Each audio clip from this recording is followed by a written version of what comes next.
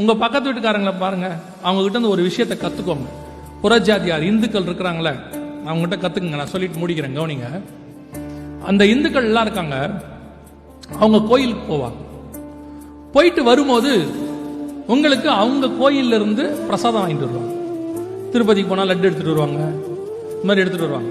வந்த உடனே நீங்க என்ன பண்ணுவீங்க? கொடுக்கும்போது நீங்க என்ன பண்ணுவீங்க? என்ன யோசிக்கிறீங்க? நிறைய பேர் நினைக்கிறாங்க திருப்பதி லட்டு சூப்பரா இருக்குங்க, சோத்திரத்தோட ஆண்டவர் எல்லாத்தையும் சாப்பிட சொல்லியிருக்கிறார், அப்படிதான் நினைக்கிறீங்க.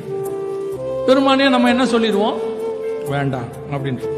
இப்போ அவங்க சொல்லுவாங்க, ஐயோ தெரியாம போச்சே அப்படின்ட்டு. நெக்ஸ்ட் டைம் போயிட்டு வருவாங்க. போயிட்டு வரும்போது என்ன பண்ணுவாங்க தெரியுமா? லட்டு வாங்கிட்டு வருவாங்க. ஆனா வந்துட்டு சொல்லுவாங்க, இதை மேல வாங்கல, உங்களுக்காக வர வழியில கீழே வாங்கிட்டு வந்தேன். அப்ப அவனுக்கு நம்ம மேல எவ்வளவு பாசம் இருக்கு பாருங்க. அவன் குடும்பத்தோட அவன் தேவனை பார்க்க அவன் போயிருக்கான்.